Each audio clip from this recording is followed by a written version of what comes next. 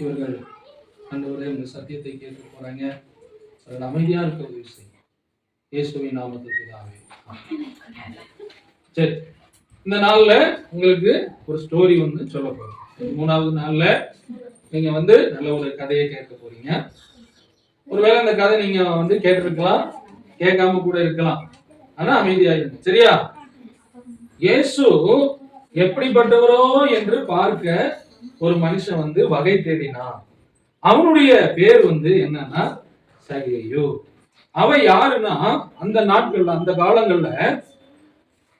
காலங்கள்ல ராஜாவுடைய அரசாங்கத்துல அவன் வேலை பார்த்தவன், வரி வசூலிக்க கூடியவன். அவன் யாரு? வரி வசூலிக்க. வீடு வீடா வருவாங்க, புக் எடுத்துட்டு வீடு வீடா வந்து கேட்கணும். கேட்கறது மட்டும்தான், பேசக்கூடாது. ஓகேவா? வீடு வீடா வந்துட்டு 100 கொடு 200 கொடு அப்படின்னு வந்து என்ன செய்வாங்க?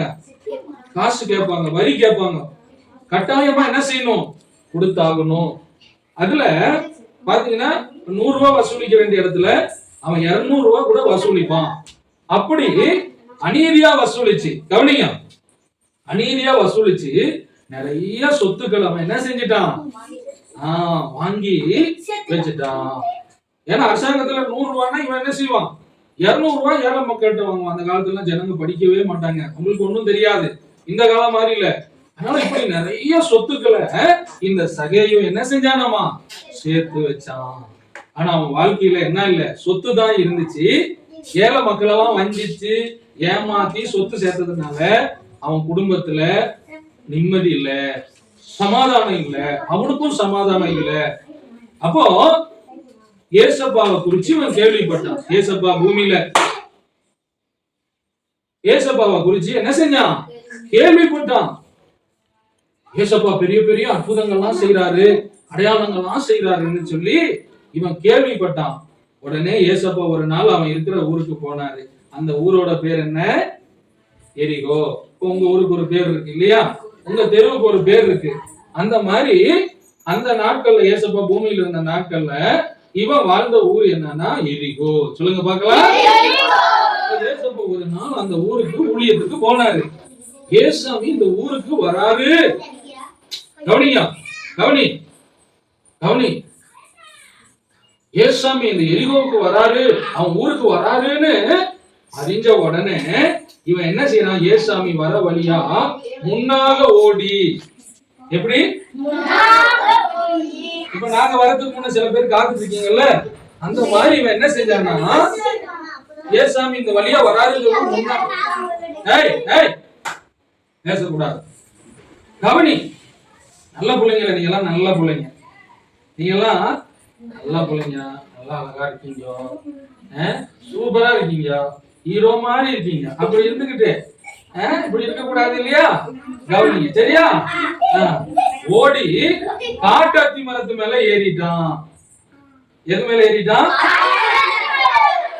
யார்? இவன் ஒரு பெரிய ஆளு, ஊரே தெரிஞ்சவன். இவன் வரி வசூலிக்கக்கூடியவன், இன்கம் டாக்ஸ் ஆபீசர். இவன் யாரு? ஏசாமி வராரு, அவரை என் வீட்டுக்கு அழைச்சிட்டு வாங்கப்பா. 4 பேரை அவர் ரெடி பண்ணல. எப்படியாவது இயேசுவோட முகத்தை பார்க்கணும்னு சொல்லி ஓடி போய் என்ன செஞ்சான்? காட்டாத்தி மரத்து மேல ஏறிட்டான். மரத்துல அத்தி மரம் தெரியுமா? ஏறிட்டான். ஏறி பாக்குறான், ஏசப்பா வராரா, இந்த வழியா வராரா அப்படின்னு பாத்துக்கிட்டே இருக்கான். ஏசப்பா அந்த வழியா வராரு. ஜனக்கூட்டம், நிறைய ஜனக்கூட்டம், 12 சீசர்கள் எல்லாரையும் அழைச்சிட்டு அந்த மரத்தடியில வந்து நின்னுட்டு அவன் பேரை சொல்லி, சகேவே சீக்கிரமா இறங்கி வா, நான் உங்க வீட்டுல இன்னைக்கு வந்து தங்க வேண்டும் சொல்லிட்டாரு. இவனுக்கு கையும் ஓடல, காலும் ஓடல. என்னடா, நம்ம இவரை வந்து பார்க்கத்தானே ஆசைப்பட்டோம். கவனி கவனி, பார்க்கத்தானே ஆசைப்பட்டோம். நம்ம வீட்டுக்கே வரேன்னு சொல்றாரு, அப்படின்னு உனக்கு கையும் ஓடல, ஓடல. ஏன்னா நம்ம இப்ப நீங்க குறும்பு பண்ணீங்கன்னாலும் ஏசப்பாவுக்கு தெரியும், நீங்க அமைதியா இருந்தாலும் ஏசப்பாவுக்கு தெரியும். ஏசப்பாவுக்கு முன்ன பின்ன சகைவே தெரியாது. ஆனா அவன் உள்ளத்தை ஏசப்பா என்ன செஞ்சிருந்தாரு? அறிஞ்சிருந்தாரு. அவன் பார்க்கத்தான் ஆசைப்பட்டான். அந்த மரத்துக்கடியில அத்தி மரத்துக்கடியில வந்து நின்று சொல்றாரு, நான் உங்க வீட்டுக்கே வரேன்னு சொன்னதும் உடனே அவன் என்ன சீக்கிரமா இறங்கி வான்னு சொன்னான். என்ன சொன்னாரு? ஏன்னா மரத்துல மேல ஏறி உட்கார்ந்து இருப்பான் போல, சீக்கிரமா இறங்கி வாப்பா அப்படின்னு. அவன் என்ன செஞ்சானா, அப்படின்னு துக்கப்படல, சந்தோஷமா என்ன செஞ்சான், என் வீட்டுக்கு சொல்லி சந்தோஷமா என்ன செஞ்சான், அழைச்சுக்கிட்டு வாங்க ஆண்டவரே, வாங்க எங்க வீட்டுக்கு வாங்க அப்படின்னு சொல்லி சந்தோஷமா என்ன செஞ்சானாமா. ஏசப்பா வீட்டுக்கு போனாரு. ஏசாமி வீட்டுக்கு போனாரு. என்ன நடந்துச்சு, இங்கதான் இருக்குது. உடனே அவனுக்கு குற்ற உணர்வு ஏற்பட்டுச்சு. ஏசப்பா சொல்ல, நீ இவ்வளவு தப்பு பண்ணிருக்கடா, கவனிங்க, இவ்வளவு பேரை ஏமாத்தி இருக்கிற, இவ்வளவு பேரை வஞ்சித்து இருக்கிற, அநீதியா நடந்திருக்கிற, புரியுதா? அதனால எல்லாரோட காசு, ஏமாத்துற காசெல்லாம் திருப்பி கொடுறா அப்படின்னு ஏசப்பா சொல்லல. ஏசப்பா உள்ள போனாரு. இவனுக்கே என்ன வந்துருச்சு, மனசு மாறிடுச்சு.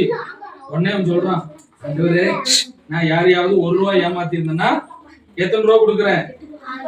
4 ரூபா உங்களுக்கு திருப்பி கொடுக்குறேன்னு சொன்னு உள்ள அந்த சுருக்கு பையில எல்லாம் அந்த காலத்துல போட்டு காசுகள் எல்லாம், வெள்ளி காசுகள் எல்லாம் கட்டி வச்சிருப்பாங்க. எல்லாம் எடுத்துட்டு வந்து, பாருங்க ஆண்டவரே, ஏசப்பா பாருங்க, நான் ஏமாத்தின இந்த காசெல்லாம் ஏழை ஜனங்கள் கொடுக்குறேன்னு சொல்லி அள்ளி கொடுக்குறான். ஏமாத்தின காசு, வஞ்சிச்ச காசு எதுவுமே என் வீட்டுல என்ன செய்யக்கூடாது. என் வீட்டுக்கு யாரு வந்துட்டா, அவன்கிட்ட இருந்து பேய் கொண்ணும், பிசாசு கொண்ணும் எல்லாம் வெளியில ஒரே ஓட்டமா ஓடி போயிடுச்சு. இப்ப அவனுக்கு சமாதானம் வந்துருச்சு.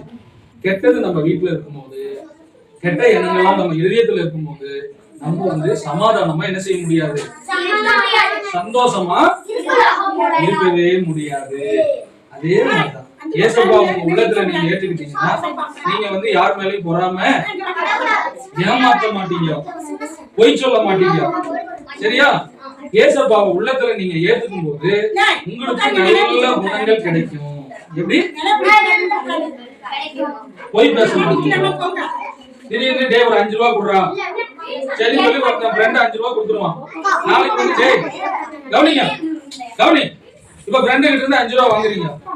உடனே நாளைக்கு வந்து டே இந்த காசு கொடுறா, நேத்து வாங்கின 5 ரூபா, டே நீ எங்க கொடுத்த, அப்படி எல்லாம் ஒண்ணும் தர முடியாது அப்படின்னு ஏமாத்துறது ஏசப்பாவுக்கு பிடிக்காது. நேத்து கொடுத்த தந்துடுறேன்டா, காசு கையில கிடைச்சதும் உனக்கு என்ன செஞ்சிடறேன், தந்துடுறேன். பொய் பேச மாட்டான். இப்ப நண்பன் ஃப்ரெண்டு இருக்கான், ஃப்ரெண்டு வெற்றி பெறுறது இவனுக்கு சந்தோஷமா இருக்கும். இப்ப பொறாம இருக்கு இல்லையா, ஒரே நண்பர்களா இருப்பாங்க, ஒண்ணா உட்காந்து சாப்பிடுவாங்க. திடீர்னு இவன் தோத்துட்டு அவன் ஜெயிச்சுட்டானா இவனுக்கு பொறாம வந்துடும். ஜெயிச்சுட்டியா அப்படி பொறாம வராது.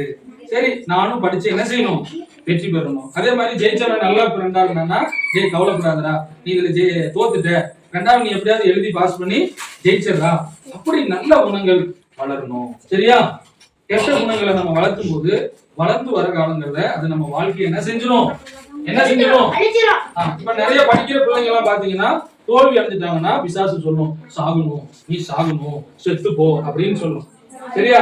ஏசப்பாவை எப்போது நீங்க நினைச்சுக்கிட்டீங்கன்னா அப்படிப்பட்ட எண்ணங்கள்லாம் உங்களுக்கு இல்லாதபடிக்கு என்ன செய்வாரு, சொல்லுங்க, என்ன செய்வாரு, சொல்லுங்க, என்ன செய்வாரு, வர விட மாட்டார். சரியா?